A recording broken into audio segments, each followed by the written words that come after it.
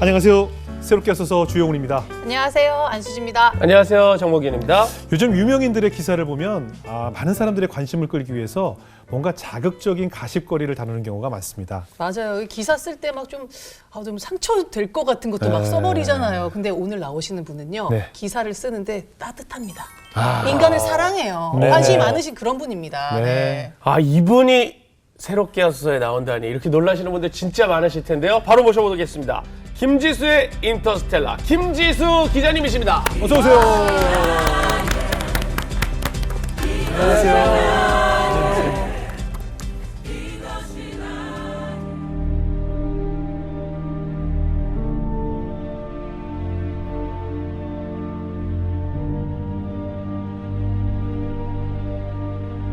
왜 저런 표정, 저런 태도로 나를 대하지? 왜 재능을 공짜로 쓰려고 하지? 사람에게도 옷에게도 얄미울이 많지 간을 맞추는 정구호지만 그에겐 사람을 끄는 아주 서정적인 매력이 있어요. 춤을 추니까 행복하다. 춤을 춰야 행복해진다. 이런 말로 바꿔볼 수 있을 것 같아요.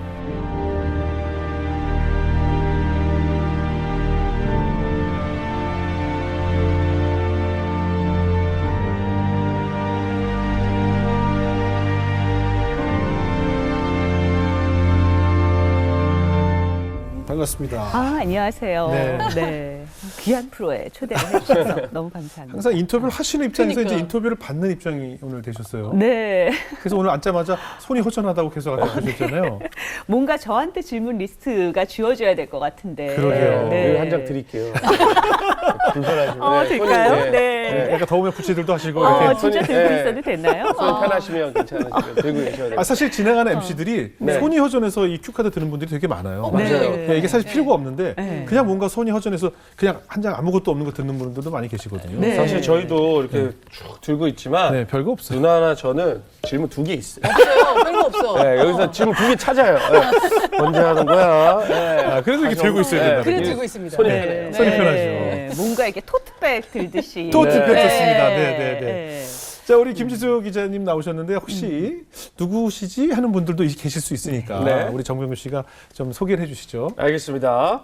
2015년부터 인터뷰 코너 김지수의 인터스텔라를 거쳐간 사람들이 무려 100명이 넘고요. 나오시는 분들이 정말 어마어마합니다. 네. 빌 게이츠, 이야. 봉준호, 이야.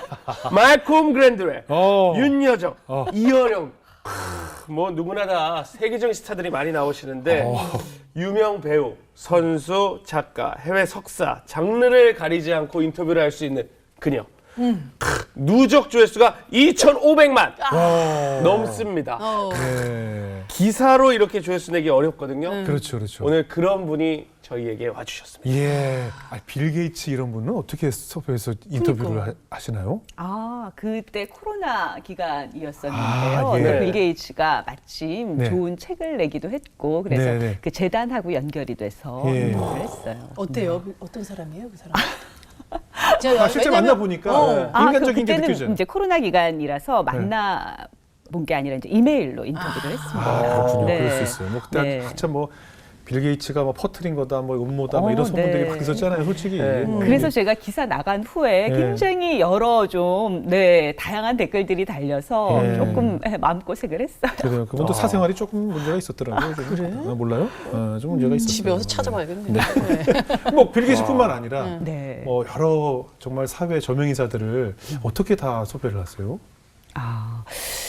그게 저의 능력으로 섭외가 됐다기보다는 사실 네네. 이제 인터뷰가 그렇거든요. 예. 누구를 만나는가 예. 섭외에서 거의 한 80~90% 결정이 나기 때문에 그렇죠. 그 만남 인연이 너무 중요한데 초반에는 이제 그런 유명한 분들 잡으려고 저도 굉장히 기를 쓰고 예. 또 어떤 분께는 정성스러운 편지도 보내고 여러 가지 방법을 썼는데요.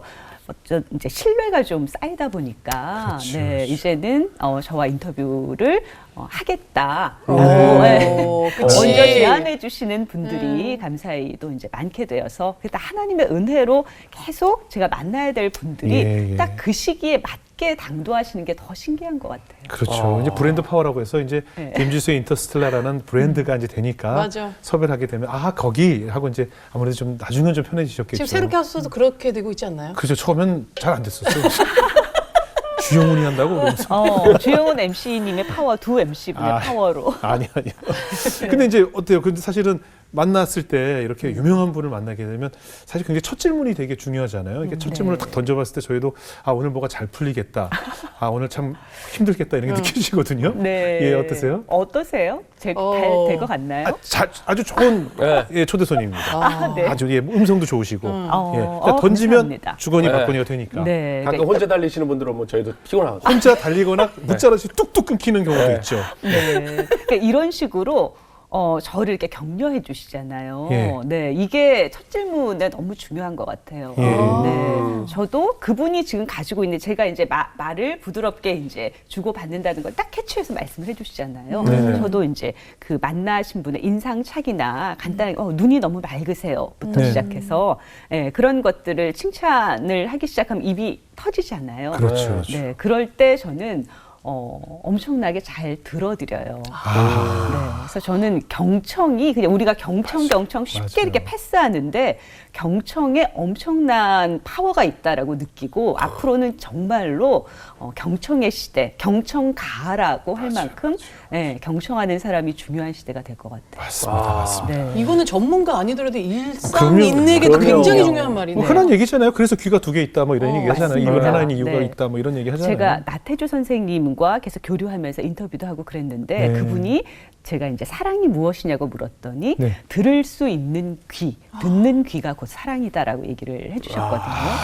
시적인 표현이네요 정말. 네. 부부간에도 그게 있으면은 훨씬 그래요. 좋겠다. 그렇죠. 그렇죠. 그리고 뭐 제가 또 그러니까 저는 이제 많이 듣는 사람이기 때문에 네, 인터뷰어이긴 하지만 질문하는 자라기보다는 저는 제가 듣는 자라고 생각하거든요. 그래서 그렇죠. 성경에서 그 솔로몬이 지혜자잖아요. 거기 보면은 지혜에 대해서 듣는 귀를 주사 이런 말이 있는데 그게 이제 저는 소명이라고 생각을 하죠.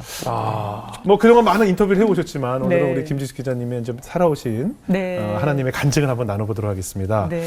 아니 어린 시절에 네. 인터뷰를 보니까 깜짝 놀랐어요. 네. 내가 처음 세상을 바라본 눈빛이 새엄마가 피투성이가 된 엄마가 나를 내려다보는 모습이었다라고 간증을 해주셔서 네. 아니 어떤 어린 시절을 보내셨을까? 가끔씩 그때가 생각이 나요. 그러니까 네. 한 5살, 6살 요때지 않을까 싶은데 예. 엄마가 삼회장 저고리를 입고 그때는 삼회장 저고리 입었거든요. 그러니까 좀 결혼해서 얼마 안 된 분들이 예.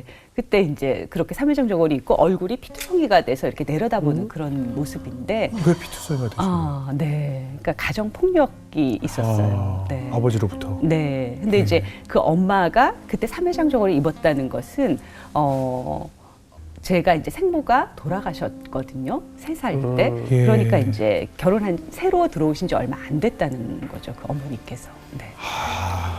잠깐만 어머니가 돌아가신 후에 들어온 새어머니인데 그 새어머니가 네. 또 폭력을 당한 그렇죠. 상태로 아이를 쳐다보고 있었다고요? 네.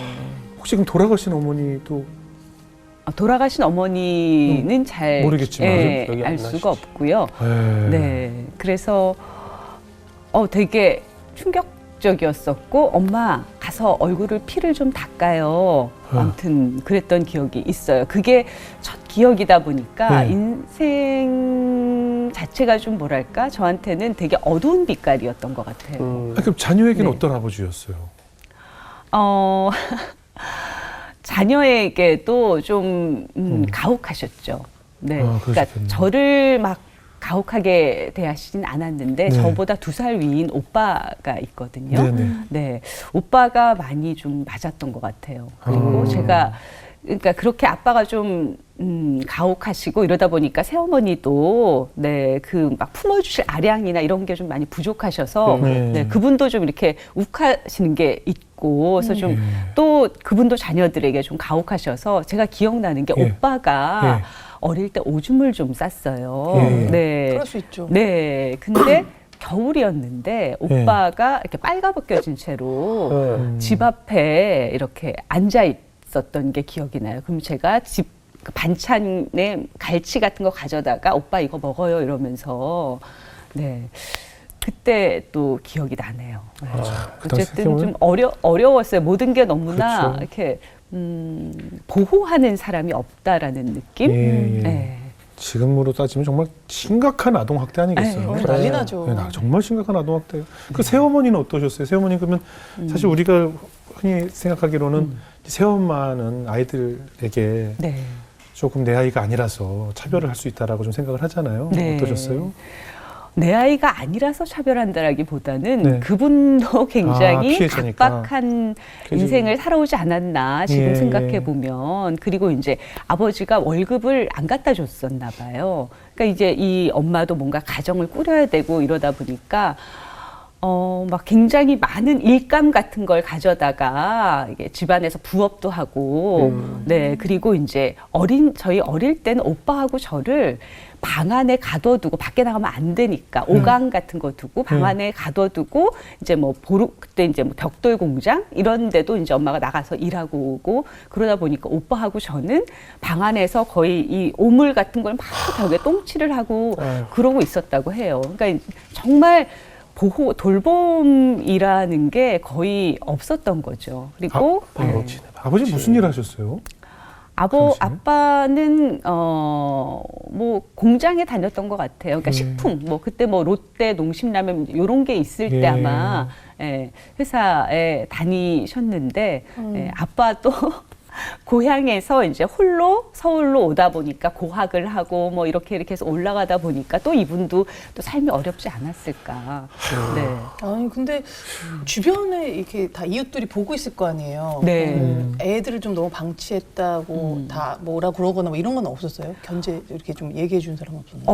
아주 어린 시절은 뭐 저도 전혀 알 수가 없고 또 그 당시에 산동네나 제가 살던 이런 곳은 다들 사는 게 굉장히 그렇지. 척박했어요. 네, 그래서 어떤 이웃끼리의 정이 돈독한 곳도 있었겠지만 제가 살던 그곳은 정이라기보다는 막 싸움이 되게 많이 일어났었고 또 누군가가 또 이제 이렇게 맞아서 이렇게 막 거리에 있다거나 이런 경우가 되게 많아서 이 환경 자체가 좀 많이 비루했던 것 같아요. 그 당시 한국 사회 자체가 너무나 가난했으니까 네. 그죠? 이게 뭐 기자님 댁에만 있었던 일이 아니라 비일비재했던 우리 사회가 다 그렇게 때리고 지지고 볶고 네. 전쟁과 같은 삶을 살아오셨던 맞아요. 거 아니겠어요? 네. 아유. 근데 제가 다른 사람보다는 굉장히 예민한 어린아이였던 것 같아요. 네. 그러니까 그런 것들을 그냥 어린아이인데 그냥 완전히 수동적이고 그런 어린아이이기도 하지만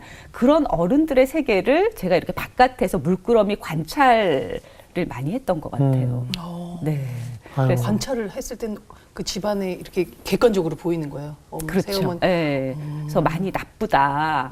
네. 그리고 제가 당하는 이제 저는 그러니까 굉장히 예민한데 내가 맞지 않아도 되는데 맞는 게 너무 많이 분노감이 되게 컸었어요. 그렇죠. 네. 한 몇 살까지 계속 그런 생활을 하셨어요? 초등학교 초등학교까지. 4학년까지. 예. 아. 네.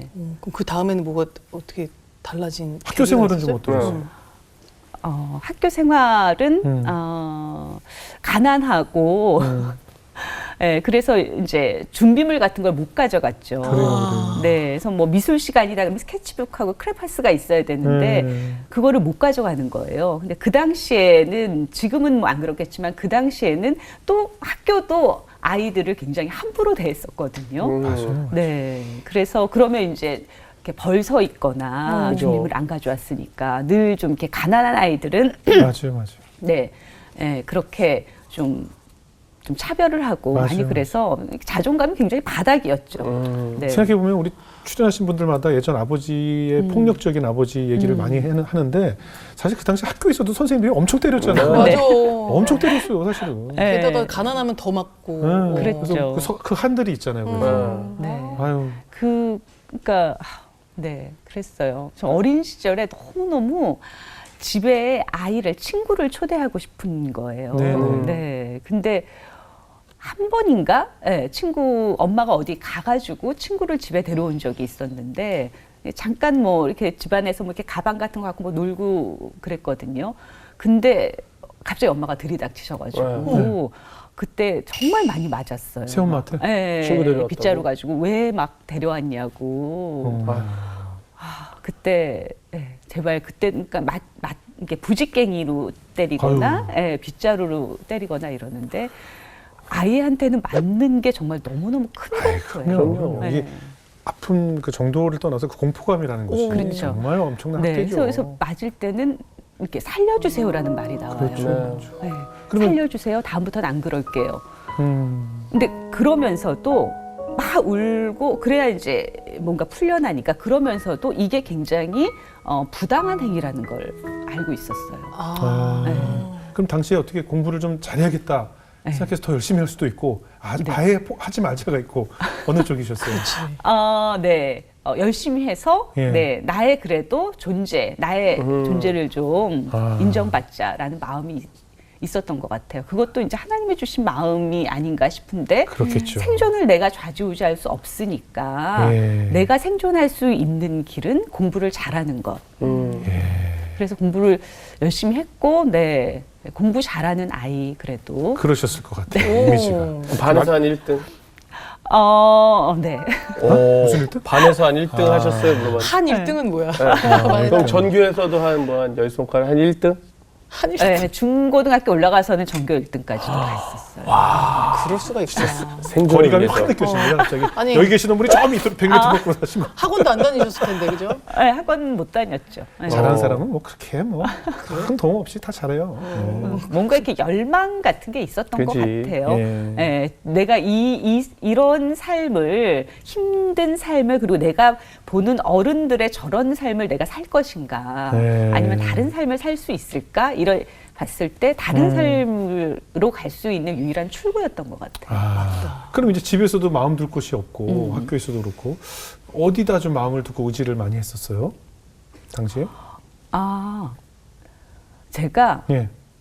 제일 처음 의지한 곳을 네. 생각해 보면 네. 그게 교회였던 것 같아요. 초등학교 6학년 때 이게 지물포 위에 있는 네. 상가 2층 교회였어요. 예. 너무 작은 교회였는데 이름이 서울 큰 교회라고. 네네. 네. 근데 되게 작았죠. 아주 작았죠. 네. 거기를 이제 지물포집 아이의 그 전도를 받아서 예. 갔었는데 거기서 만난 그 교회 학교 선생님. 예. 제가 6학년이었으니까 한 3명의 반 선생님이었던 것 같아요. 네. 네. 갑자기 이름이 기억났어요. 네. 지선희 선생님이었어요. 지선희 선생님. 네. 예. 눈물 날려온다. 그 어머나. 지선희 선생님이 네. 친절을 왜 갑자기 생각나서 눈물 나세요? 어머나. 그 선생님 초등학교 생각하시니까. 선생님인데. 네. 친절을 베풀어준 너무 나한테는 최초의 좋은 어른이었던 아빠이자 엄마이자 네. 빈 곳을 채워주던. 네. 그 선생님이 예. 집에 불러서 예. 커피도 막 주시고 예. 네. 그쪽도 지선희 선생님을 알아요? 아니, 이름만 들어도. 왜냐면 너무 집 안팎으로 학교로 너무 그렇게 살다가. 지금 눈물은 너무 빠르지 않아요? 네. 아니, 그쪽도 근데 지선희 선생님 아세요? 상대방이 울면 눈물이 나더라고. 네. 갑자기 제가 이름이 지금 기억이 나서 그런 것 같아요. 예. 그 선생님이 제가 그게 돈이 없잖아요. 헌금을 해야 되는데 그렇죠. 헌금이 없으면 선생님이 자기 주머니에서 이렇게 빼서 저한테 100원이든 200원이든 이렇게 손에 쥐어주시면 부끄럽지 않도록 그래요. 내가 이렇게 헌금도 하고 네. 그때 가장 막 제 가슴이 크게 펴졌던 것 같아. 그 교회에서 막 호산나 찬양하면서 찬양대에 나가서 찬양하고 교회 소풍 가고 이게 네, 너무너무 네, 좋은 기억으로 남아있는. 찬양도 막 실컷 부르고 네. 전도하러 다니고 네. 교회 생활 자체가 즐거움이었겠네요. 그렇죠. 제가 그 교회 팜플렛 같은 거 있잖아요. 네. 그걸 들고 집집마다 돌아다니면서 예수님 전도지? 믿으세요. 예. 네, 전도지. 예, 예. 네, 그게 제가 자존감을 회복하는 길이었던 것 같아요. 네. 그리고 그 교회에 나가서 아무도 없을 때 나가서 마이크 가지고 막 찬송 부르고 예. 그러니까 해방구였던 거죠. 어떻게 보면. 네. 존경할 만한, 그러니까 친절을 베풀어주는 어른이 있고, 그래요. 네, 부를 노래가 있고, 내가 전할 말씀이 있고, 어린아이인데, 네. 아니 근데 그러다가 떠돌이 생활을 시작하셨어요. 아, 네. 그게 이제 그 아빠의 폭력이 좀 심해지면서 그 새엄마가 막 부상을 입고 이러면서 이제 신고를 하고 경찰에 신고하고. 네, 경찰에 신고를 하고 이러면서 이제 집안이 이제 완전히 깨지고 아빠가 이제 그걸로 인해서 이제 감옥을 가시게 되고 네, 그리고 이제 이혼을 하고 오빠랑 저는 아빠의 그 일가 친지가 있는 네, 언양 쪽으로 가서 친척집을 좀 이렇게 떠돌게 되죠. 네. 그럼 부모 없이 그냥 네. 그게 전형적인 눈칫밥 먹고 살아야 되는 거죠. 그렇죠. 네. 아무리 먹어도 살이 안 찐다는 그 눈칫밥. 그러니까 먹어본 사람들만 알거든요. 네. 네. 먹어보셨어요? 먹어봤어요. 뭐 그러시구나. 저도 성인 돼서 저는 눈칫밥 먹어봤어요. 아, 그렇지. 네. 지금도 네. 집에서 먹어요. 저는. 지금도 눈치밥 항상 먹습니다. 다 먹잖아요. 그런데. 지금도 눈치밥 많이 먹습니다. 네. 아이고. 아니 근데 가면 잘 안 해줬을 것 같기도 한데 친척들 집은 사실 그때 당시 한국 분위기가 한 명도 아니고 두 명. 네, 그래서 이제 처음엔 오빠랑 저랑 같이 네 있다가 한 가족이 돌보기가 힘들다. 오빠가 또 오줌도 싸고 막 그래서 이제 오빠는 더 시골로 더 큰아버지 이제 시골로 보내주고 이제 저는 그 밑에 큰아버지 댁에서 지냈죠. 그 집에서 뭐 또 안 좋은 일들도 많이 있었어요? 네, 그 조금 읍내에 있는 큰아버지 집은 그래도 그 큰엄마가 좀 자상하신 분이라서 괜찮았는데 저 그 깡촌에 있는 더 큰 집은 굉장히 그 집 자체에 큰어머니도 굉장히 좀 사나우셨어요. 그래서 너무 가기 싫었는데 방학 되면은 계속 거기를 보내는 거예요. 돌볼 수가 없으니까 그냥 가라 이거죠. 네, 근데 저는 정말로 가고 싶지 않았거든요. 그렇게 말씀을 드렸는데도 어린아이가 버틸 수가 없었어요. 그죠. 그래서 이제 그 시골에 가면 그 힘들었어요. 거기에 그 또 중3 되는 사촌 오빠가 있었는데 밤에 이제 잠잘 때 계속 성추행을 하는 거예요. 네, 그게 잊을 수가 없네요. 지금도 너무 큰 상처고. 그렇겠죠. 네. 그렇겠죠. 너무 힘들었어요. 4학년이면 아주 어린아이인데. 그럼요. 네. 좀 심적으로도 그 우리 남매가 버려졌다는 그 상처가 계속 평생 남았을 텐데. 그쵸. 아버지는 결국 후에 출소하셨나요? 네, 그래서 이제 제가 5학년쯤 됐을 때 이제 1년 한 반 정도, 한 1년 정도 그 더부살이를 하고 아빠랑 다시 만났는데 아빠가 또 이전에 새어머니와 함께 재결합을 해야 되겠다. 그 신고한 새엄마? 네. 오시겠어요, 근데?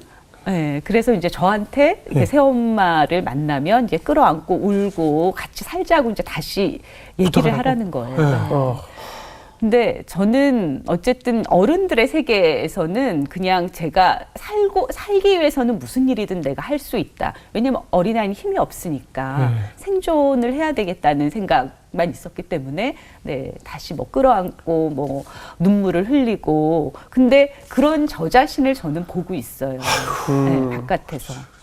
네, 그러니까 일종의 연기죠. 살기 위한 연기를 한 거죠. 왜냐하면 사실 어린아이는 엄마를 찾고 좋아하기 마련인데 제가 그 정도로 마음이 떠났다는 것은 그렇죠. 그 엄마로 인한 상처가 굉장히 컸었던 것 같아요. 그런데도 지금 그 친척집에 다시 가기 싫어서 아버지 나오자 다시 연기를 했을 거 아니에요. 그렇죠. 그래도 그 친척집보다 나으니까. 뭐 낫다 아니다는 아니었었고요. 그러니까 물론 더 나았겠죠. 그래도 부모니까. 그래서 결국 다시 합치셨어요? 네, 그래서 한 새어머니가? 1년 정도 다시 살았다가 예. 살았다가 또 버릇이 다시 나오고 또 헤어지고 아이고. 그 뒤부터는 뭐 계속 그 어머니라는 제가 불러야 될 분들이 한 서너 번, 한 4-5번 왔다 가셨던 것 같아요. 네. 아유.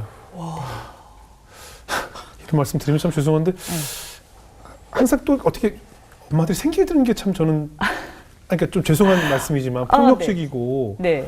경제적으로 활동하기 좀 어려운 환경에 그래서, 계신데도 그런데 계속 엄마들이 생긴다는 게 참 그게 그쵸. 예? 그런 질문들 하시더라고요. 예. 저희 아빠가 좀 잘생기셨었어요. 아. 잘생기셨었고 지금 보니까 이제 여성을 좀 이렇게 네 처음에 잘 이게 좋으시구나. 네, 그렇게. 매력 있으시네. 네, 그리고 이제 그리고 네, 때려. 인도하는 좀 이런 능력이 좀 있으신 것 같아요. 매력이 있으신 분. 예, 한번 이제 옷도 잘 차려 입으시고 한번 아. 단벌이긴 하지만 예. 항상 머리도 주영우님처럼 이렇게 멋지게 드라이브 아. 하시고 매력이 있으시네요. 매력 있으시네요, 네. 지영님. 네, 매력이 있으시네요. 네. 근데 이제 어쨌든 어려운 환경이다 예. 보니까 그렇게 오시는 분들도 제가 보기에는 에이. 네. 그 편치 않으시니까 좀 살기 어려우신 분들, 마음 착하고 살기 아, 어려우신 그렇죠, 분들이 오셨었고, 네, 근데 그분들도 견디기 힘드니까. 계속 그 폭력이 이어져서 또 바뀌고 엄마가 또 아니요, 그 이후로는 폭력은 없었어요. 없었어요? 네. 아. 네. 근데 다만 살기가 너무 어려우니까. 그런데 어린 시절에 그 계속 네. 새로운 엄마를 접하는 어린 네. 지수의 입장에서는 그렇죠. 특히 또 저는 그래서 항상 그때 이후로는 네. 버림받음에 대한 그렇죠. 네, 항상 버려지는구나. 어쨌든 그 엄마들이 왔다가 떠나잖아요. 그러면 이제 그 가방을 싼다고요. 예. 저는 낌새를 다 알아요.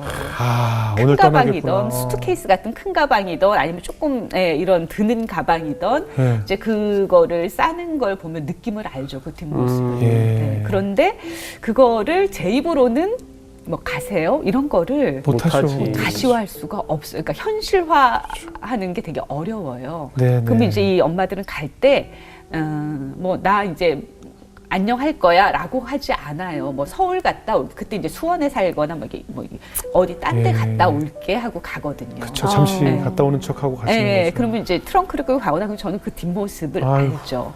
아, 그럼 너무 쓸쓸한 거예요, 그게. 그렇죠. 예. 그리고 오빠한테도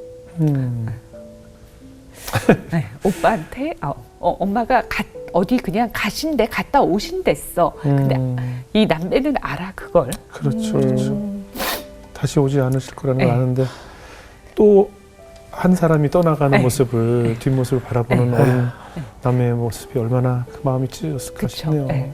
근데 그래서 이제 마음이 많이 그러니까 뭐랄까 마음이 다치기도 하고 그러니까 이렇게 셔터가 다치 그러니까 상처를 입기도 하고 정말 다치기도 하고 그렇거든요.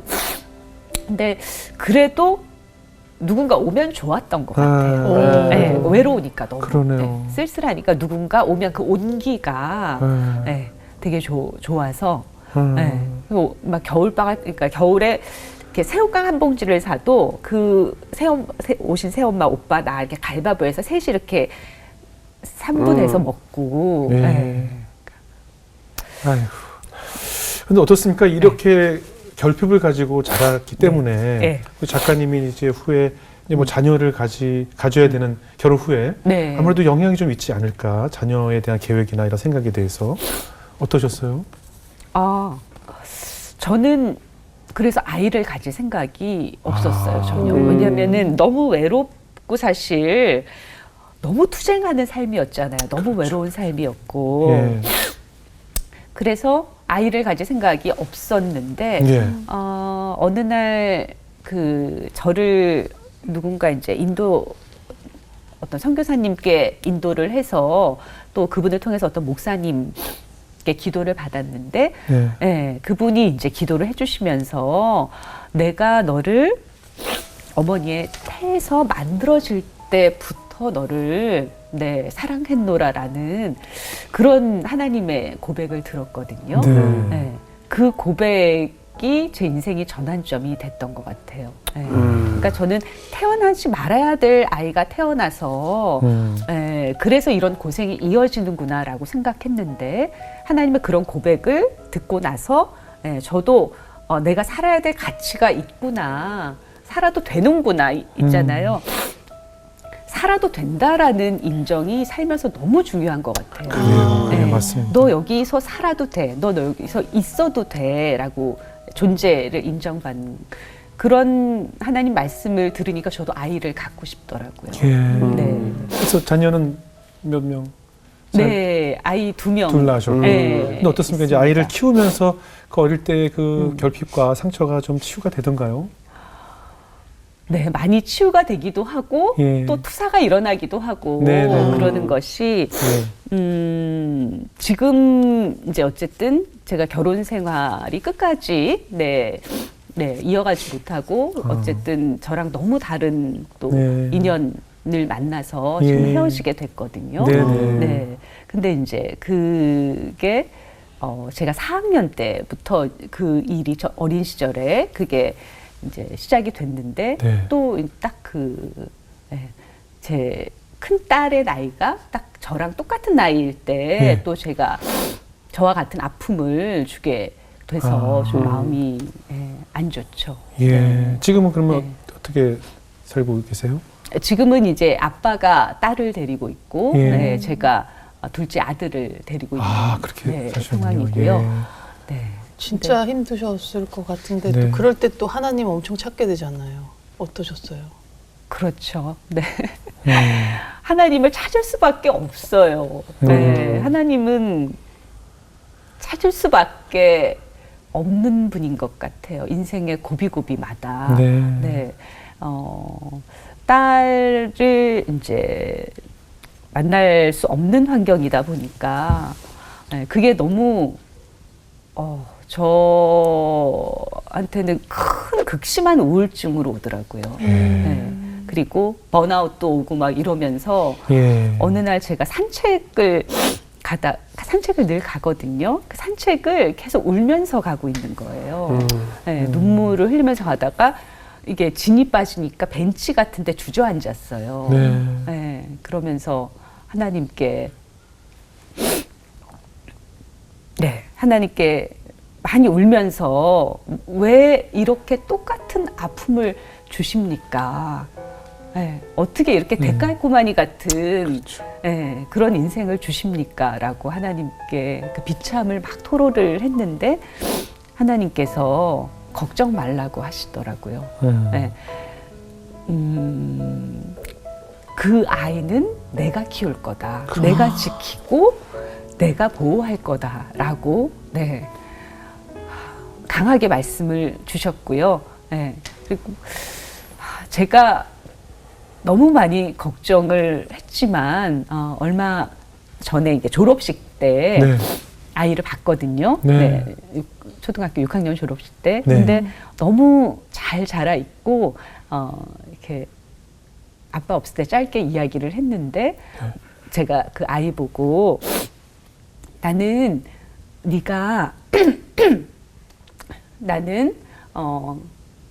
네가 엄마의 슬픔이라 기뻐. 그랬더니 딸이 엄마, 엄마가 나의 기쁨이라 슬퍼요. 그러더라고요. 아이고 참. 그리고 평상시 볼 수가 없나요? 서로 그렇게 합의를 본 건가요?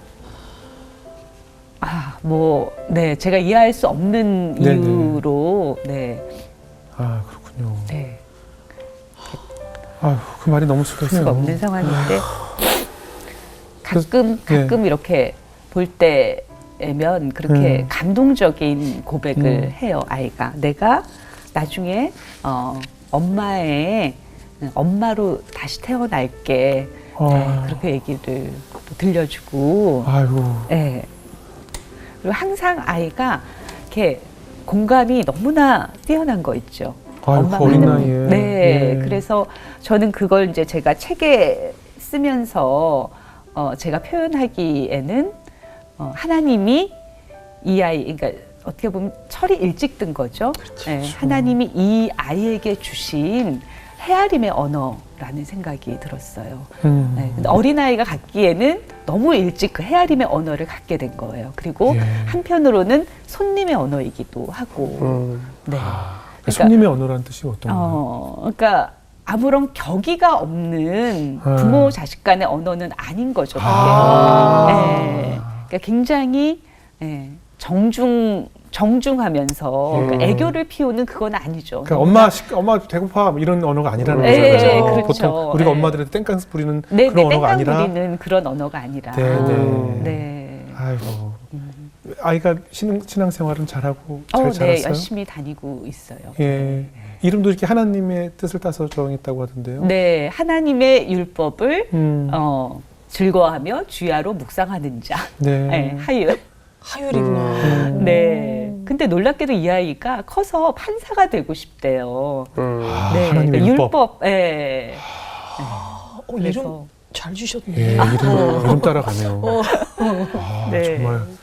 정말 말씀대로 뭐 내가 내 집에 같이 산다고 내가 키우는 것이 아니듯 네. 어느 가정에 있든지 하나님이 결국 키우시는 거니까. 네. 예, 결과물은 하나님이 만드실 거니까. 네. 그러니까 저는 이게 제가 전혀 예측하지 못했던 하나님만의 회복의 방법이지 않을까 네. 싶거든요. 저는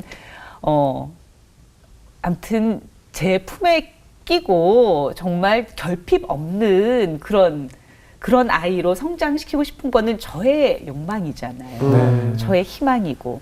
근데 하나님은 모든 상황을 사용하셔서 네, 다른 방향으로 상처 입은 지수가 아닌 네, 다른 네, 아주 단단한 네, 또 다른 지수의 딸을 키우고 계신 것 같아요. 하율이도 이제 뭐 혼자 다 찾아볼 나이니까 엄마 방송 나온 걸 보면 엄마가 여기 왜 나왔지 하고 이 방송을 볼 거 아니에요. 네. 그죠?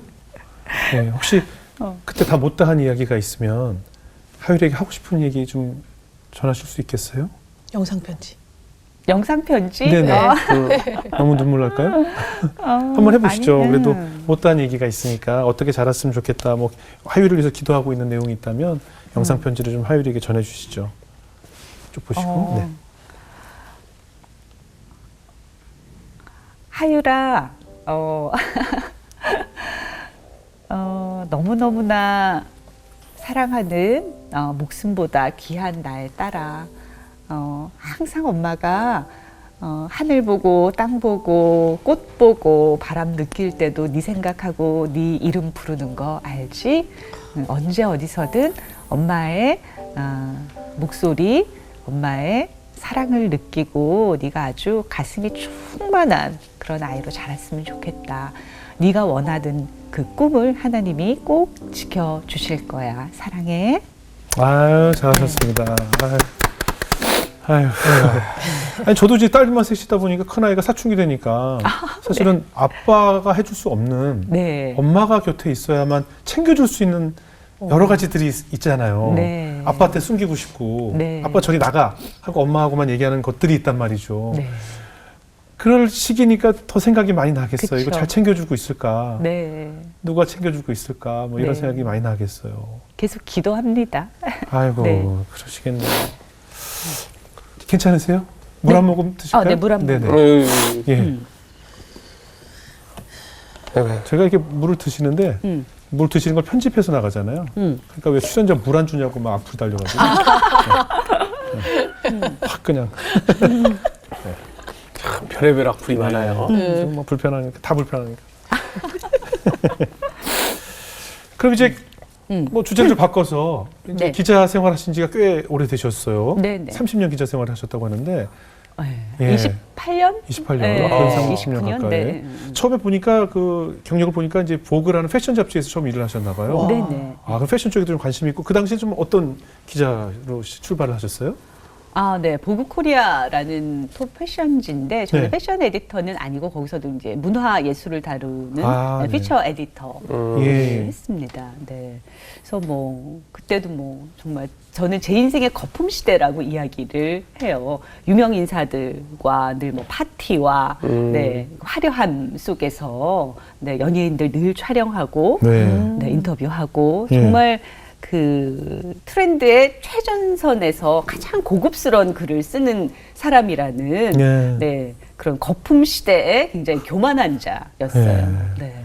그리고 워낙 그 완벽주의 성향이 강하다 보니까 예. 네, 그 시기에 제가 많은 실수를 저질렀어요. 뭐 실수를 저지를 게 뭐 있나요?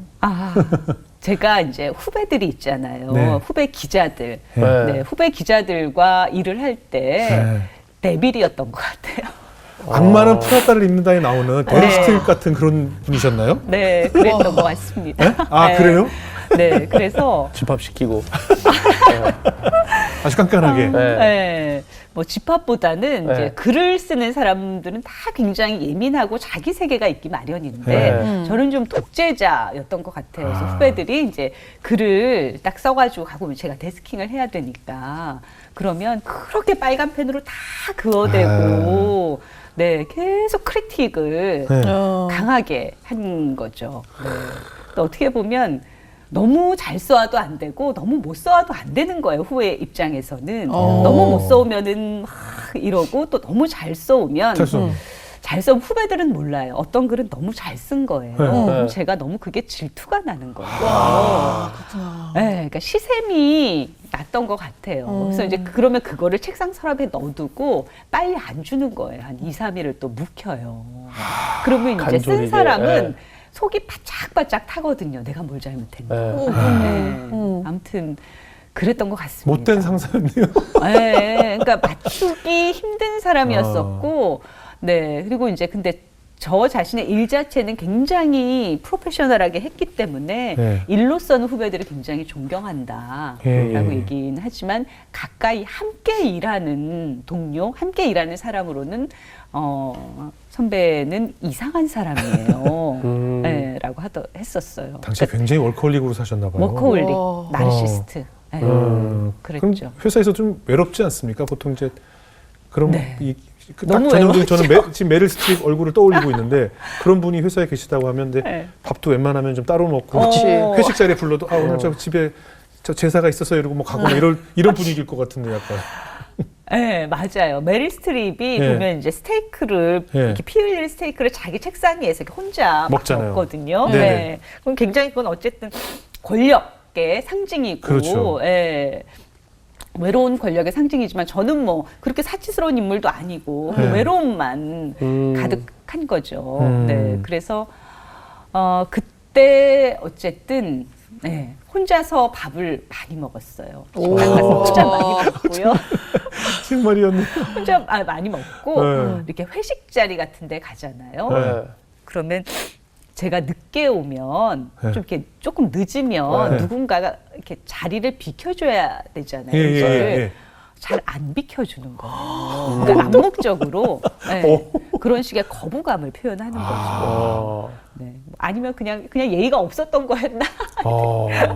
어쨌든 저는 그렇게 느꼈고 네. 제가 굉장히 거부당하고 있구나. 음. 네. 그러니까 존경을 받으면서 그러니까 가까이 하고 싶지 않은 그런 사람이었던 것 같아요. 존경도 안 했을 수도 있어요. 아니에요. 그러니까 그것만은- 무서운 상사인데 월커홀릭으로 네. 모든 뭐 주로 뭐 야근도 뭐 늦게까지 하셨을 테고 뭐 찜질방에서 계속 명절인데도 찜질방에서 가서 자면서 무슨 회사 근처에서 그냥 네, 회사 근처에서 그러니까 무슨 주변에서 퓰리처상 받으려고 그래? 막 네. 이랬거든요. 약간 시샘도 있었겠다. 너무 잘하시고. 어린 기자였을 때는 좀 입사했을 때는 네. 시샘도 많이 받았겠어요. 그렇죠. 혼자 네. 월등했을 것 굉장히 잘하는 기자였을 것 같아요. 네. 네. 그러다 계속 보니까 이제 코가 나와. 네, 코 네. 있어요. 네, 코 푸는 거 다 편집하거든요. 네. 보신 분이 꼭 코 훌쩍거리는데 휴지 안 주냐고 뭐 이런 분도 있어요. 다 편집하거든. 이거 다 나가는 거 아니에요? 답답해 죽겠어요 아주. 막 많이 맺혔나 봐요. 맺혀 있어요. 네. 아니 그런 그럼 이거 사람 안 봤으면 좋겠어요. 아니 차라리. 코 푸는 걸 어떻게 방송에 내라고 네. 코 훌쩍거리는데 휴지 안 준다고 그러고 있어요. 제가 얘기할게요. 여기 네. 물도 주시고요. 예, 예. 네, 코풀 시간도 주세요. 아 그럼요. 네. 대기실에 그거 과자도 있어요. 과자도 네. 있고요. 네. 어떤 분이 이거 생방으로 하는 줄 알고 있어요. 그 사람들은 답답해 죽겠어요. 네, 급하게 들어오면 숨 찬다고 네. 커피도 마실 시간 충분히 아 주셨어요. 그죠. 네. 네. 메이크업도 해드리고. 네. 이것도 안 나갈 것 같습니다. 네. 어쨌든 네 그랬어요. 너무 과하게 과몰입해서 세상에 네. 저만 있는 것처럼 네. 외롭고 너무 프로페셔널하게 일을 했었고요. 어쨌든 그러다 보니까 대외적으로는 명성이 되게 높아졌습니다. 그렇겠네요. 네, 그래서 이제 그 당시에 이재용 감독이라는 분이 이용 감독. 네네 예, 예. 여배우들이라는 영화 오. 다큐를 만들거든요. 최지우, 윤여정 뭐 이렇게 좀 나오는 고현정. 네, 맞아요. 네, 그런 분들이 출연하는 예. 보그 촬영장을 배경으로 벌어지는 뭐 그런 일인데 예. 이제 맞아. 거기에 이제 저도 이제 스텝 겸 배우로 참여를 한 거죠. 아 실제 거기 나오셨었어요? 네네네. 예, 예. 제가 거기 이제 실제 인물로. 실제 인물로 예. 김지수 부장으로 이제 김지수 기자 역할로 거기에 등장을 하죠. 캐릭터도 똑같이. 캐릭터도 똑같이. 평상시랑 똑같이. 네, 똑같이. 네. 아. 그래서 이제 그때 유행어도 있었어요. 예, 뭐. 그 여배우들이 막 스포트라이트를 받으려고 네. 서로 막 이러는 걸 보고 제가 이제 스태프들하고 숨어서 가지가지들 한다. 막 이런 네네네. 대사하고 어쨌든 네. 이제 그 영화가 좀 이렇게 나름 흥행을 했었고, 그렇죠. 화제가 됐었죠. 네, 알려지면서 네. 또 저의 역할 자체가 워낙 좀 카리스마 있는 역할이라서 예. 저는 데스크는 아니었었는데 네. 편집장은 아니었었거든요. 근데 네. 편집장처럼 보였던 거예요. 그 네, 영화에서. 네, 그러다 보니까 실제 편집장께서 네. 네, 굉장히 저를 경계하시기 시작했어요. 그 전까지는 저를 정말 예뻐하시고 그럴만하지. 저를 키워주셨거든요. 네네. 근데 이제 그 영화 이후로 마치 그 사울과 다윗처럼 네, 저를 주목하였더라. 그래서 저의 순환 시대가 다시 시작이 됩니다. 영화인데도. 네, 왜냐하면 영화인데. 바깥에서 다들 그 패션 업계에서 네. 저를 정으로 알고. 편집장인 줄 알고 이렇게 옆에 이제 상사가 있는데도 저를 이렇게 자꾸만 높이는 발언들을 많이 하고 그러다 보니까 예. 그래서 또 이제 그래서. 질투의 대상이 되시고. 그렇죠. 그래서 공격의 이제 대상이 굉장히 되셨군요. 예, 힘든 나날을 겪게 되죠. 그럼 예를 들어서 어떤 순환을 겪게 되나요?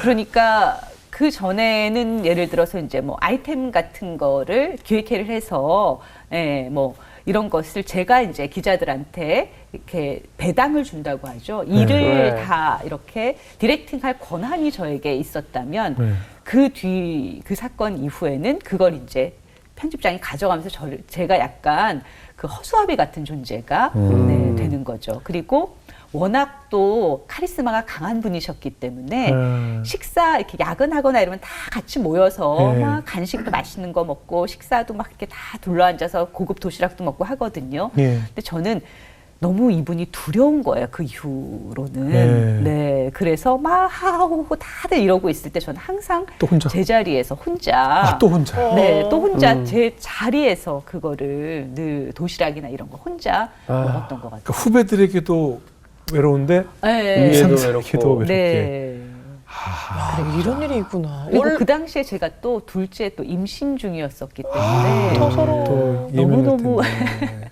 여러 가지로 다 두산 매거진. 네네네. 예. 네. 이광걸 장로님 아세요? 알죠. 잘 알죠. 예. 이광걸 형님이 여기 매회 보십니다. 이 방송을. 아 그래요? 네네. 이광걸 국장님 네. 덕분에 저를 항상 격려해 주셔서 네. 네, 광걸이 제가 형, 예. 네, 그 눈물의 시간을 잘 견딜 수 그래서 있었어요. 제가 뭐 두산 매거진 돌아가는 건 대충 좀 예, 알고 있죠. 네. 그러시군요. 네. 그러면 그렇게 이제 외로운 상황에서 네. 이제 의지할 곳이 없잖아요. 네. 어떻게 하나님께 기도하셨어요? 그런 하나님께 외로운 지수에게 하나님이 어떻게 찾아와 주시던가요? 네. 그 외로운 지수가 네. 네, 어떻게 이 외로움을, 이 고난을 좀 이겨내 보고자 발버둥을 쳤을 때, 네. 그때는 일단 하나님께서 저에게 문을 닫으셨어요. 네. 그래서 그 회사를 결국은 나오게 돼. 더 이상 버틸 수가 없었어요. 끝까지. 예. 저는 그 회사를 다녀야 됐었거든요. 네, 왜냐면은 제가 그때 이제 보모까지 해서 5명, 네, 네네. 5명, 아이 둘째 낳았으니까 5명을 부양해야 되는 네. 입장이었었는데, 그 데스크가 네 이제는 같이 일할 수 없다고 계속 밀어내기 때문에 정말 눈물로 하소연을 했는데 나올 수밖에 없었어요. 그 영화 괜히 찍은 거네요, 결론적으로는. 그니까. 네. 네, 어쨌든 근데 다 그 이유가 있잖아요. 그렇죠, 그 그렇죠. 상황마다. 네. 네. 그래서 그 회사를 나오게 됐습니다. 나와서 거의 이제 그 청담동 일대를 제가 그때는 그 업계에 제가 웃음거리가 됐다고 생각을 했어요. 내쳐졌다. 그렇죠. 웃음거리가 됐기 때문에 그 다른 매체에도 재취업을 하기가 어려운 상황이었었고 예. 그때 네. 몇 살이셨어요? 그때가 45이었기 때문에 재취업을 할 수 있는 나이가 아니네. 아니죠. 나이가 애매하죠. 네. 그래서 계속 그 앞을 보고 걷지를 못했던 것 같아요. 바닥만 보고 걸어 다녔어요. 누가 나를 알아볼까 봐. 네. 그리고 하나님, 저 몇 층까지 떨어져야 돼요? 지하 몇 층까지 떨어져야 돼요? 네. 그랬거든요. 예. 그런데 그렇게 7개월을 딱 보내고 예. 네. 어느 날 제가 그 새로운 터전으로 입사를 하게 됐어요. 네. 근데 이제 그 있는 동안 7개월의 시간도 실업 기간이죠. 이제 네. 실업급여를 받다가 그것도 끝날 딱 그 시점이었었고요. 네. 제가 여러 군데 이력서를 넣었어요. 네. 실업급여를 받으려면 또 이제 계속 이력서를 제출해야 되니까. 근데 늘 리젝 당했어요. 나이가 너무 많다. 예. 그리고 오히려 제가 가지고 있던 이전의 경력이 너무 높았기 때문에 그렇죠, 그렇죠. 이걸 받아줄 수 있는 데가 없었어요. 그렇죠. 네. 그런데 조선비즈라는 조선 미디어 그룹 회사에서 처음에는 저를 리젝을 했었거든요. 네. 네, 저는 당연하다고 생각했었어요. 그런데 네. 갑자기 전철을 타고 어디에 가는데 전화가 온 거예요. 그 당시에 대표이사가 이력이 굉장히 독특하니까 한번 전문 기자 같은 형식으로 들어오면 좋겠다. 네, 그렇게 해서 그 새로운 생활이 시작이 되죠. 근데 사실 그게 그 조선 미디어 역사상 없었던 일이에요. 그렇겠죠. 네, 그 잡지 매체에서 신분으로 이 나이, 그 45세 나이로 이동하는 경우는 있을 수가 없는 일이었는데 네. 그렇게 불가능한 일이 일어났어요. 그렇죠. 와. 네, 하나님께서 새로운 터전으로 이제 광화문 시대, 제가 이제 보그가 있었던 그 노년동 청담동 시대, 예. 노년동 시대가 있었다면 제 커리어에서 더 넓은 광장인 광화문 시대로 저를 이끌어가기 위해서 이 모든 과정이 있었던 거예요. 예. 그럼 거기서 이제 인터스텔라가 탄생하는 건가요? 그렇죠. 아, 그렇지. 네. 그럼 어떻게 아이디어가 본인 아이디어였나요? 뭔가를 이제 입사를 했으니까 네. 제 몫을 해야 되는데 네. 너무너무 다른 곳인 거예요. 네.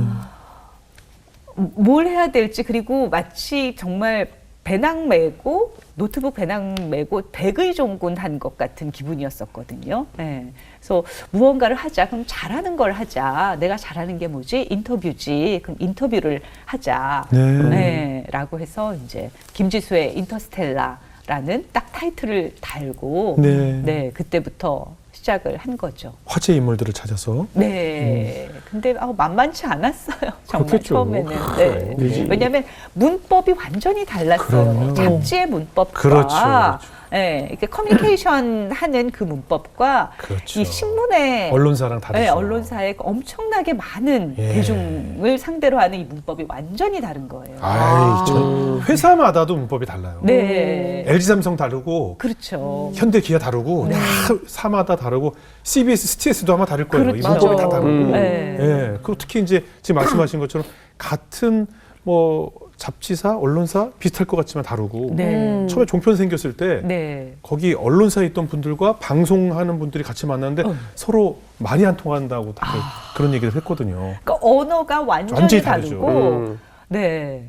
그래서 정말 여기서는 보고에서는 정말 화려한 오페라 무대에서 딱 그 커튼이 딱 열리면 막 오페라를 부른다거나 발레를 추는 이런 느낌이었다면 극장의 객석에 다 앉아 있잖아요. 네네. 네, 독자들이 오프라인 매체니까. 네. 근데 여기는 광장에서 그렇죠, 엄청 큰 광장에서 제발 내 말 좀 들어주세요 하고 떠드는 그런 느낌이셨군요. 그런 느낌이었고요. 예. 그리고 쓰는 근육도 완전히 달랐고 네. 여기는 거의 전투적인 근육을 써야 했었어요. 네. 근데 어쨌든 저는 제가 가진 본질은 아름다움과 좀 아름답게 표현하고자 하는 이런 의지는 하나님께서 늘 주셨기 때문에 그래도 이제 인터뷰가 다른 기자들과는 좀 다르게 나만의 색깔이 또 있어야 하잖아요. 네. 그것이 있었기 때문에 이제 김지수 인터스텔라가 오랫동안 관심을 받게 되었는데 어떤 본인이 좀 스스로 노력을 한 점이 있었습니까?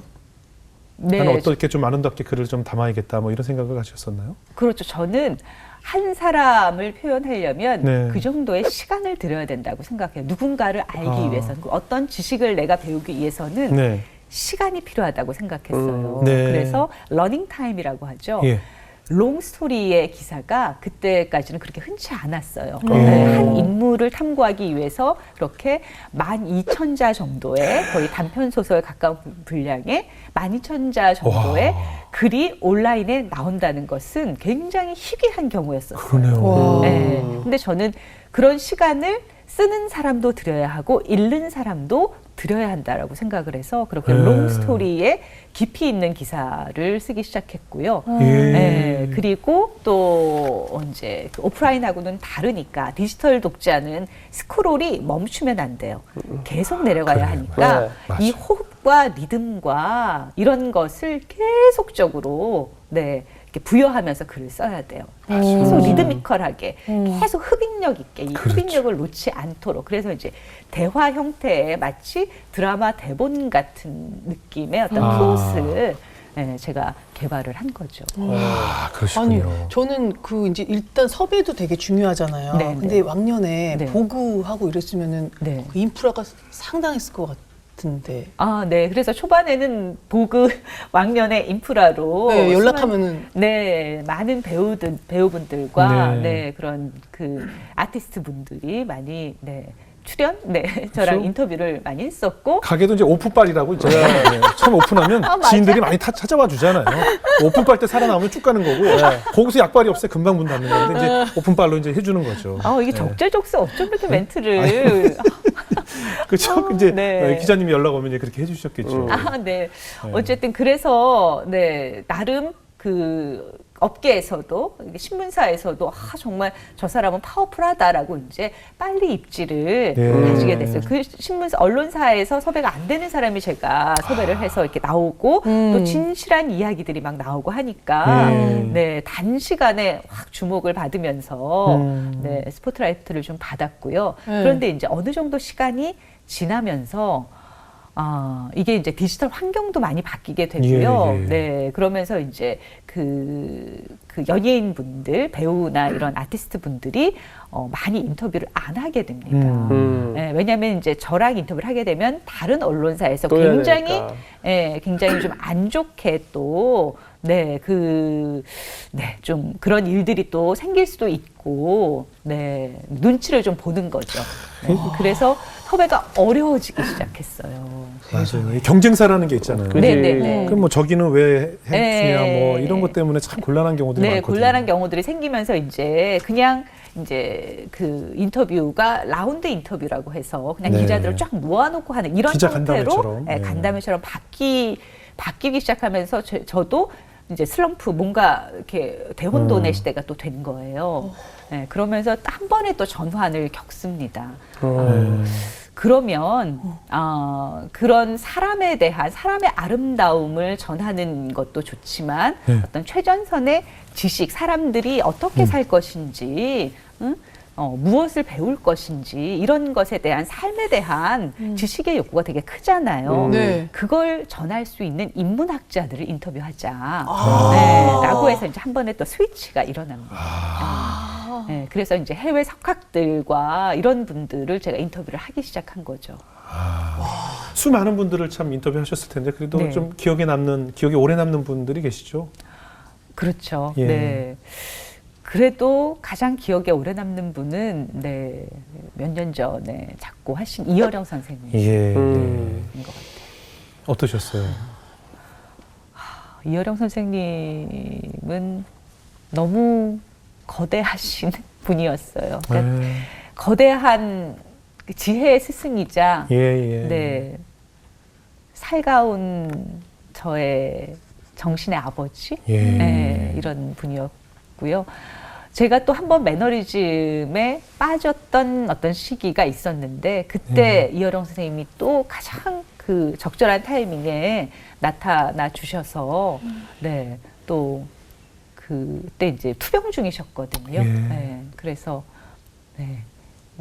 그 인생이 삶이 선물이다. 받은 모든 것이 선물이었다라는 귀한 말씀을 또 전해주셔서 또 저도 회복했고 또 많은 그 독자들도 많이 이제 감동을 받고 자살을 하려다가도 이제 이어령 선생님과의 이런 삶이 선물이다라는 네, 엄마의 고향처럼 그곳으로 돌아간다라는 죽음에 대한 수용과 이런 것들을 이런 말씀을 듣고 다시 살기로 결심한 많은 청소년들이 있다고 해요. 그렇군요. 우리 사회에 또 그런 깨어있는 지식이 또 나올 수 있을까 싶을 정도로 네. 많은 후배들에게 참 좋은 어록도 많이 남기셨고 맞습니다. 예, 참 이 사회에 꼭 필요했던 분이셨는데 네. 예, 이제 하나님 곁으로 떠나셨네요. 네. 신앙적인 얘기도 좀 하셨어요, 그분이랑.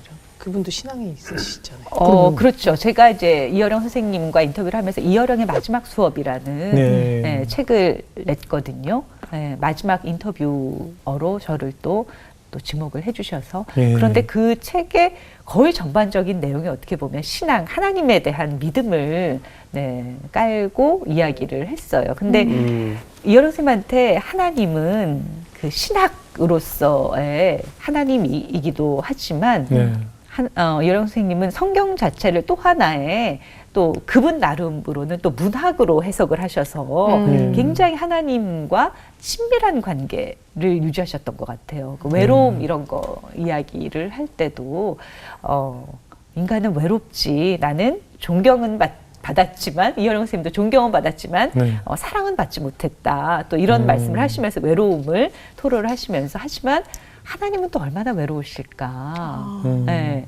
그러니까 하나님은 창조주시니까 창조를 하고 나서 물론 보시기에 좋았더라 얘기는 하지만 창조의 세계와는 떨어져 있는 거잖아요. 예, 어떤 예. 창조된 세계와는. 그러니까 또 그분은 얼마나 더 외로우실까. 예. 하나님 너무 외로우시면 제가 옷자락이라도 들어드릴까요? 뭐 이런 말씀도 하시고 또 특히나 그 먼저 떠나가신 따님 이민아 목사님 예, 이야기를 참 많이 하셨어요. 먼저 된 자가 나중되고 나중된 자가 먼저 된다. 근데 나중된 자가 먼저 된 게 이제 나의 딸이다라고 하시면서 이민아 목사는 나보다 영성이 너무나 높아서 마치 그 화살이 관역의 정중앙에 딱 꽂혀서 떨리는 그게 바로 영성인데 그런 상태였다면 당신은 이렇게 화살이 관역에 꽂혔다가 툭 떨어지는 네, 그런 상태다라고 오히려 되게 이제 겸손하게 말씀을 하시면서 네. 늘 하나님 얘기를 함께 했던 것 같아요. 그러시군요. 얘기 들어보니까 또 아버지로 인한 부모님으로 인한 결핍감 같은 게 또 이어령 선생님으로 채워지신 것 같은데. 그렇죠. 네, 요즘에는 또 어떤 분 인터뷰하고 계세요? 네, 저는 정말 하나님께서 너무 오묘하신 게 그런 결핍을 또 그 딸의 결핍은 또 딸대로 채워주시는 것처럼 저의 결핍은 또 저대로 다 채워주시는 것이 처음에는 이어령 선생님은 저의 생각의 스승으로서 딱 생각의 아버지로 채워주셨다면 그 다음에 슬퍼하고 있을 때 또 나태주신님을 저에게 느낌의 아버지로 딱 붙여주셨어요. 오래 보아야 이쁘다. 네. 네. 네, 자세히 보아야 예쁘다. 오래 보아야 사랑스럽다. 너도 그렇다. 네. 짧게 합니다. 여기서 하나 그게 주워들었네. 하나님께서 또 해주시는 말 같거든요. 너도 그렇다. 이런. 네. 그래서 나태주 선생님과 또 이제 또 인터뷰 작업을 쭉 하면서 계속 공주로 왔다 갔다 하고, 네. 그러면서 계속 시인님께서 막 풍성하게 올 때마다 먹거리를 막 엄청나게 또 챙겨주시거든요. 막 식당 같은데 맛있는데 데리고 다니면서 배불리 계속 먹이시고, 그러니까 지친 저를 먹이시고 챙기고, 김지수 기자 오늘 또 좋아졌어. 얼굴이 또 좋아졌네. 계속 저를 보듬으시는 말씀을 하시는 거예요. 네, 그래서 이게 또 하나님의 계획이시구나. 네. 네. 역시 나이가 들면 지갑이 열려야. 지갑이 열려. 입이 열리는 게 아니라 지갑이 열려야. 네, 그렇죠? 맞습니다. 나태주 선생님께서 늘 하시는 말씀이 내가 가진 돈이 내 돈이 아니라 내가 쓴 돈이 내 돈이다. 그렇죠. 와. 그렇죠. 쓴 돈만이 내 돈이다라고 하시면서. 그렇죠. 밥 잘 싸주는 선배가 제일 좋잖아요. 네, 저는 주영훈 선배님 사랑합니다. 네. 저도 한번 사주세요. 네. 왜요? 굉장히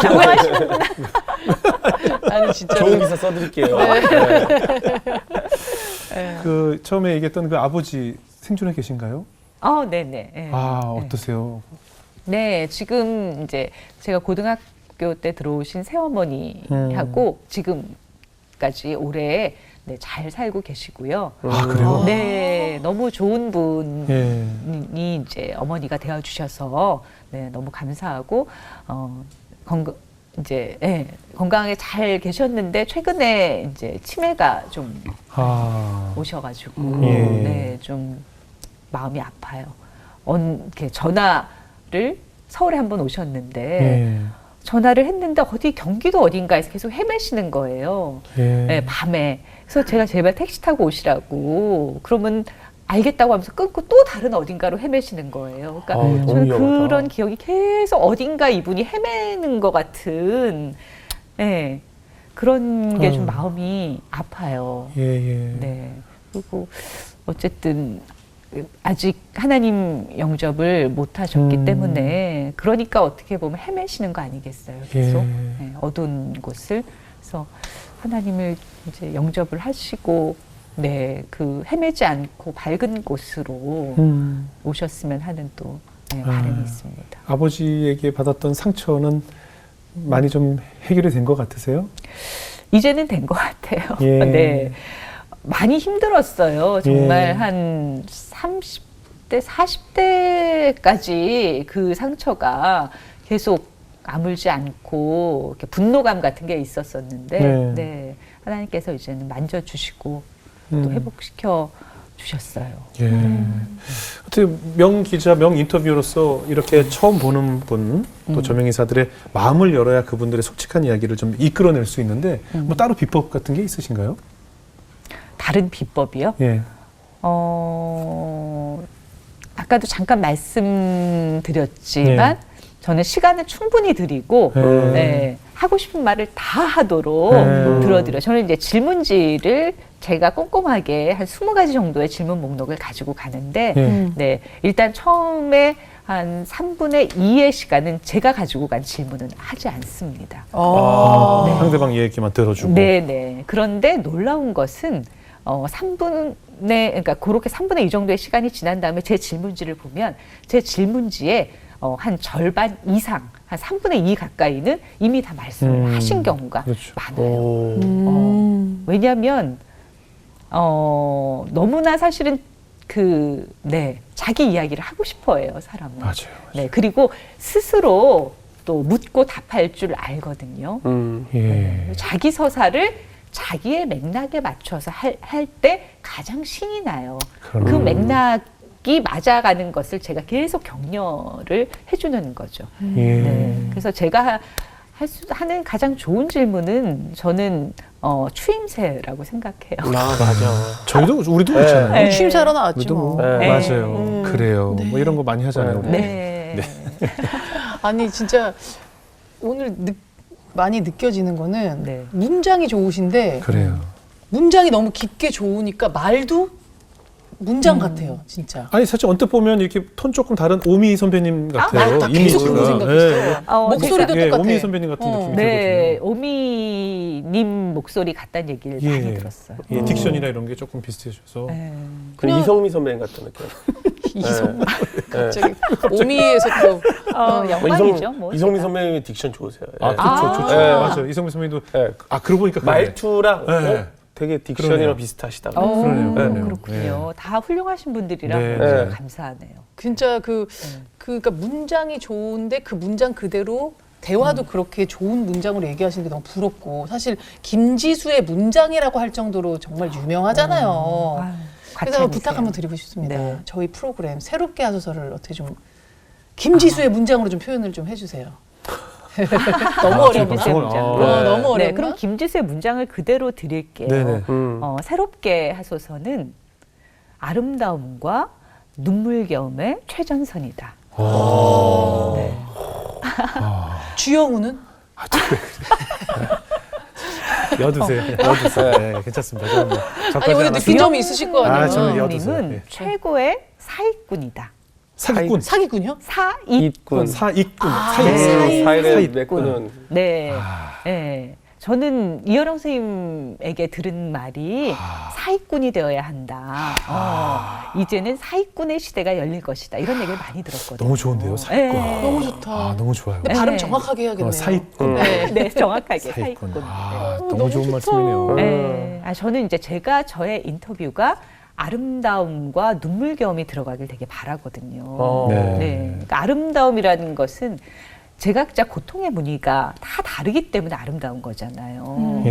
네, 눈물겹다라는 것은 어쨌든 우리는 천국으로 하늘 세상으로 가지만 육신의 삶이 유한하잖아요. 예. 유한하기 때문에 그 어떤 애틋함과 네, 그 눈물, 헤어짐에 대한 슬픔이 생기는 것 같아요. 그래서 네, 그래서 인간은 결국 아름다움과 눈물 이 새롭게 하소서를 보니까 딱 그렇더라고요. 아, 감사합니다. 감사합니다. 네. 기자님 요즘 또 새로운 도전을 하셨어요? 무슨 도전을 하셨어요? 네, 제가 그 회사 인간으로 정말 오랫동안 살았거든요. 항상 어릴 때 생계에 너무나 이게 목마르다 보니까 이 회사에 늘 묶여서 나이가 들어서도 회사를 떠나면 큰일 날 것처럼 생계에 많이 묶였었는데 이제는 생계보다는 내 삶에 대해서 내 소명에 대해서 조금 더 좀 이렇게 좀 뭐랄까 담대하게 생각하자라고 네. 해서 이제 회사를 그만두고 네 오직 하나님만 믿고 예. 네 독립을 했습니다. 와. 네. 그 독립을 인터스텔라는 안 해요?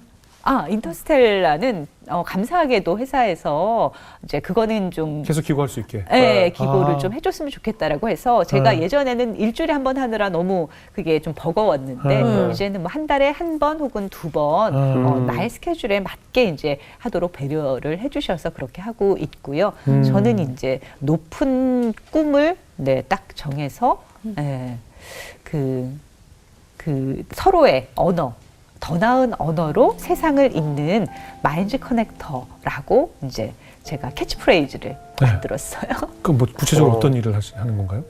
그러니까 저는 이제 높은 어떤 목표를 정한 거예요. 그 언어로 예. 좋은 언어로 세상을 이어준다. 사람과 사람을 이어준다라고 해서 마인드 커넥터라고 해서 제가 저는 언어를 쓰는 사람이기 때문에 너무 그 언론 산업도 그렇고 갈등 산업이잖아요. 그렇죠. 네, 분열시키고 서로 구분짓고 그렇죠. 자극한 이런 언어를 통해서 세상의 질서, 하나님이 만드신 창조 질서가 다 흐트러진다고 생각하거든요. 그래서 하나님은 말씀이시잖아요. 그래서 예. 인간에게 언어 사용권을 주셨고 어떤 명령을 통해서 세계가 조금 더 정확하고 친절하게 호명되기를 원하시고 그 사명을 좀 제가 하기를 바래서 이런 인터뷰 작업이나 책 작업이나 이런 것을 이제 그런 하나님의 언어를 제가 사용해서 쭉 사람들을 잇는 일을 하려고 합니다. 중요한 일을 이제 하셔야겠네요. 네. 그리고 이제 그동안 많은 글로써 많은 우리들에게 위로와 따뜻함을 주셨는데 이제 서로의 갈라진 메말라진 우리 감성을 좀 이어주는 그런 사명을 다하는 우리 기자님의 앞으로 인생을 저희가 응원하겠습니다. 자, 우리 수지자님 오늘 어떻게 들으셨어요? 어린 시절에도 굉장히 녹록치 않았던 상황, 그리고 학교를 가고 직장을 다니고의 하나에 딱 떠오르는 단어가 외로움인 것 같아요. 그 우리 작가님, 기자님을 항상 채우고 괴롭혔던 것도 외로움인데 또 그것 때문에 공감력이 엄청 생기신 것 같고 관찰력도 생겼고 자기가 이 상황에서 이렇게 떨어져서 외롭지만 그 상황을 볼 수 있는 사람이 됐고 귀한 게 뭔지도 아시는 것 같고 그 속속들이 외로운 마음에 하나님을 딱 스며들게 하셔서 외로움이 약이 됐구나라는 생각이 듭니다. 그래서 앞으로의 작가님의 외로움도 제가 응원하겠습니다. 우리 범균 형제? 저는 어렸을 때 내가 나를 봤다라는 말이 저도 되게 왔었거든요. 근데 그때 그 시절이 지금의 기자님을 만들었다라고 생각을 해요. 그때부터 내가 나를 봤고 지금은 남들을 이렇게 볼 수 있는 그 작업이 됐던 것 같아서 가장 어려웠던 나의 이 약함을 하나님이 가장 멋지게 사용하시지 않았나. 그래서 지금도 가장 어렵다, 힘들다라고 느끼는 그분들을 글로써 많이 위로해 주시길 그럼요, 그럼요. 너무나 놀라우시네요. 예. 이런 네 너무 핵심을 보고 얘기를 해주시니까 너무 네. 감사해요. 저희 다 같은 학원 다녀요. 네. 네. CBS 학원으로.